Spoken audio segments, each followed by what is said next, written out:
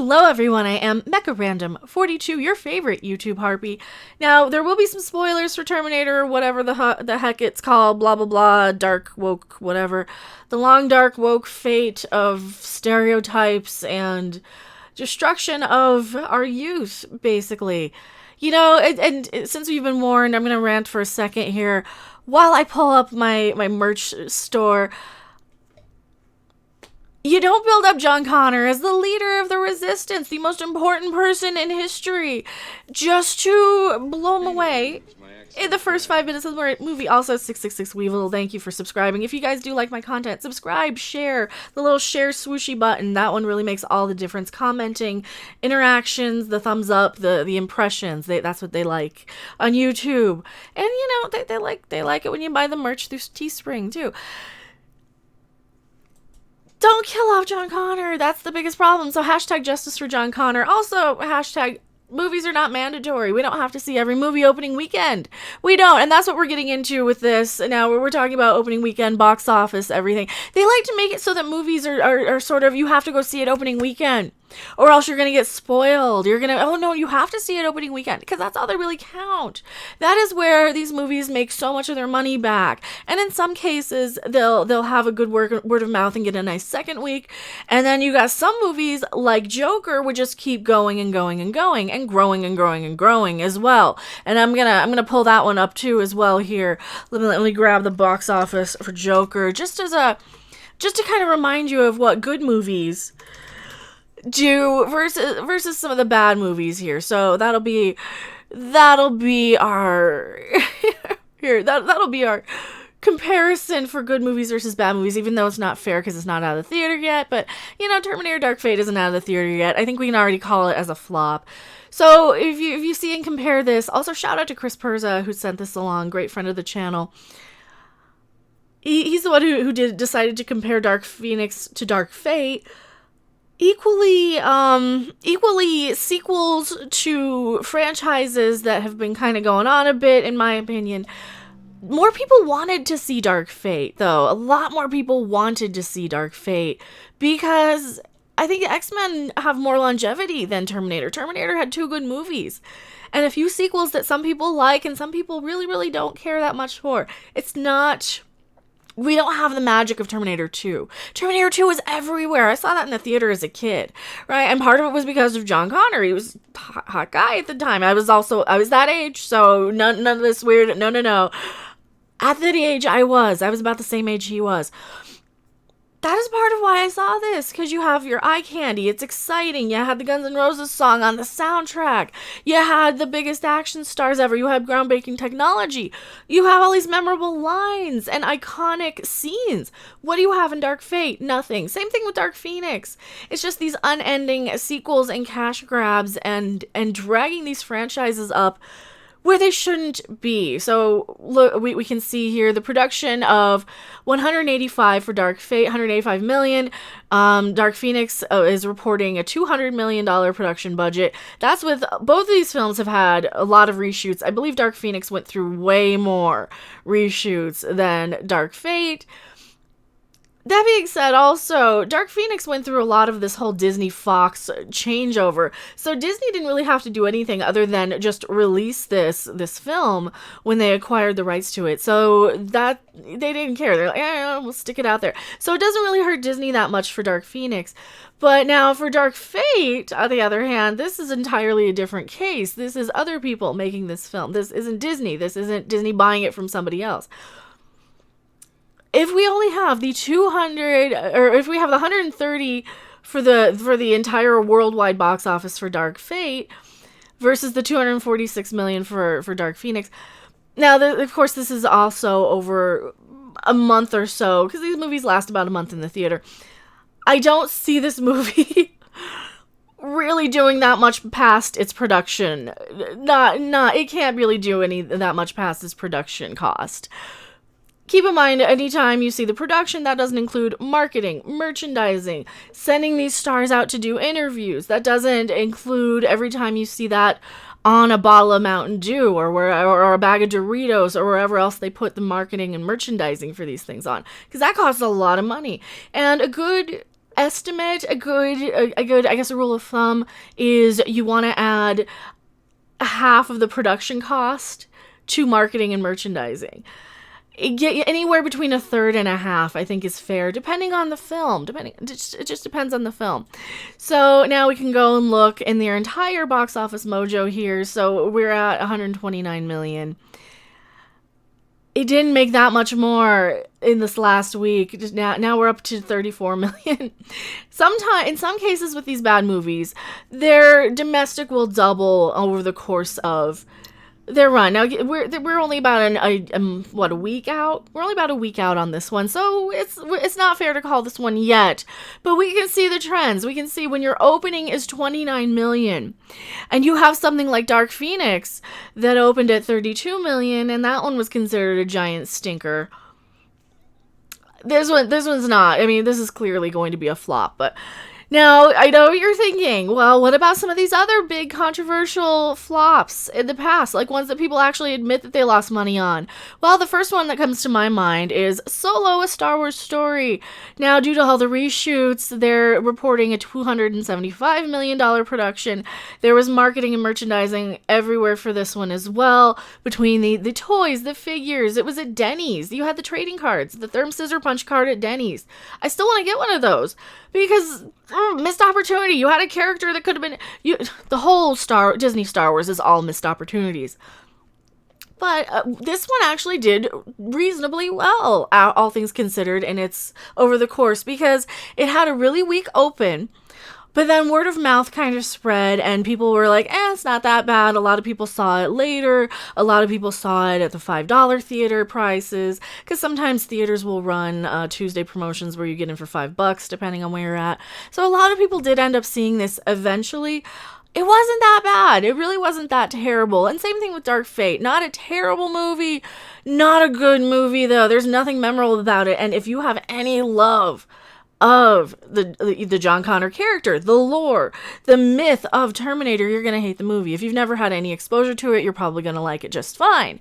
But that's the same case for a lot of these newer movies that are coming out that are all established franchises that they seem to not really care what the old fans say, and they're just kind of focused on the newer fans, but they still want the old fans' money. And that was the case with Star Wars for sure, especially Disney Star Wars. So we can go in and see, and it actually made $392 million worldwide total in its run over about a month. It was in theaters for about a month. Not terrible. It's really not terrible, but it did lose $80 million reported. And that's about the price of the news and like how much do we trust the shill media? But the Screen Rants, the Hollywood Reporters, the Varieties, they all are reporting that. And thank you so much for subscribing as well. I really, really appreciate it. I know. We got two more flops to cover here, and then we'll get into talking about Joker, what they did. Domestic for Ghostbusters 2016. It all comes back to Ghostbusters 2016 for me. This is when I got involved in more of the pop culture stuff, when people started attacking James Rolfe for saying he didn't want to watch Ghostbusters 2016. I don't want to watch Star Wars Rise of Skywalker. I don't know if I'm going to review it. I think I might just choose not to see it. I don't know, because keep in mind, movies are not mandatory. I don't have to see every single movie, and I have Star Wars. I have an attachment to Star Wars, and I can watch them anytime I want because Star Wars, Empire Strikes Back, and Return of the Jedi are readily available anywhere. And sure, most of the time you're going to find the special editions, but Let's talk about Ghostbusters now. This one did about twice as well as Terminator Dark Fate, and this one had major controversy behind it. As you guys remember, this is my first instance that I remember of people saying, hey, you guys are a bunch of man babies. If you don't want to see this movie, you just don't like a bunch of women busting ghosts? Like, no, we don't like a bunch of unfunny improv. And our established Ghostbusters being insulted and thrown out windows. Maybe we didn't like that. So they opened at $46 million, and they ended with a $128 million domestic. Their production is still $144. Also, thank you so much for subscribing. Their production budget, $144 reported, plus marketing. The marketing for this one was crapping everywhere between the Papa John's commercials. Just everywhere. This was saturated everywhere. And now I'm seeing a bit of a trend with movies that aren't really as projected to do well. Like they're doing less and less and less marketing and merchandising. For sure, Solo had much less marketing than Ghostbusters 2016. Same thing with Dark Fate. That one had a lot less marketing and merchandising than Ghostbusters 2016. Dark Phoenix, especially. That one I don't think I ever saw a commercial for, except maybe 1 or 2 YouTube ads in front of videos talking about Dark Phoenix. So, yeah. 229 worldwide at the end of the day after their entire run. Not doing too hot. It looks like internationally they didn't really like it so much. I guess a bunch of fat chicks and weird frumpy women didn't, and I'm not fat shaming, it's just a fact. I mean, that's Melissa McCarthy's whole shtick, is she's just a fat chick. That's her thing. It's just the fat chick fall down, fat chick make fat chick jokes. That's her shtick. They didn't do too well overseas, looks like. We did better here. Now, if we compare Terminator, that one's doing a lot better internationally, so that one might pick up some more internationally. Same thing, Dark Phoenix did better internationally than domestic. And a lot of these movies tend to do pretty well internationally. Now, internationally here, not so much. 117. Star Wars not doing too hot. But, some of these more major franchises do. There's a lot of them that are just so specific to American audiences. Now, a lot of people have said, hey, yeah, but what about Fan 4 Stick? What about Fan 4 Stick? That's where a lot of it started for people like Midnight's Edge. That was their first big spike, was Fan 4 Stick. That still did way better internationally than domestically, but domestically 56 total on a 25 million opening. See, I think this one takes the cake for the lowest. We've been kind of going, this one's not that great, but then we've just been going downhill, and the absolute lowest of like the big major flops. Am I missing any major flops and major disappointments and major controversial films? Let me know in the comments too. Fantastic Four, Fan 4 Stick, 25 million. And their whole worldwide was 167. Now their reported budget is 120 million. I don't know if I buy that, because they did have a lot of CGI and a lot of reshoots from what I remember. But they're reporting 120 million. Now this is all from Box Office Mojo. Now let's compare what happens when we have a good movie. Let's see what happens when we have a good movie. Joker opened at $96 million on a $55 million budget. $55 million budget. Gee, I mean, I can read. I can see. Part of it's on a little tiny screen because of the border. Do you guys like the border too? The border. I had to make my little thing smaller. I'm an old person. $55 million budget. You don't need 100 and 200 and like the budget for Solo, A Star Wars Story. Ridiculous. $275 million for something that barely made its money back domestically. Barely. And has been actually reported as an actual loss. So anytime you see these numbers, most of these films are not actually making money, but they like to report that they do just because of the investors and blah, blah, blah. No, but that's why they keep their advertising budget coming out of a separate bucket. There's an old episode of the Dick Van Dyke Show that had talked about this. This is why Rob got a raise, but Buddy and Sally didn't. Because he got paid from a different company than they did, because he was management and they were help, or they were talent or something. And that's kind of where the advertising money comes out of in Hollywood. The advertising budget comes out of something completely different than the production budget, because that's under different tax laws and different tax write-offs, etc., etc., etc. Joker... For something like Joker here, well, we're getting ready to hit $1 billion. It's probably going to hit $1 billion if they keep it in theaters for another, a couple more weeks. I am so proud that this little $55 million movie made twice as money back on opening weekend and is good. And it's good, too. It was a really, really good movie. We don't need these giant, huge, big budget, big spectacle things every single week to do well. Sometimes you get a good movie that just kind of sneaks up out of the woodwork, and sneaks up under the radar. And I wasn't even on board for Joker at first, because I'm like, do I really need another one? Then I started seeing the trailers, and I started hearing more about him. Like, oh, this is like Falling Down, only in like the DC universe, sort of. Oh, okay, this is interesting. This is like a mental break sort of character. Sometimes we need different stuff than the same predictable CGI giant battle towards the end and all the sometimes you can just have a good character study.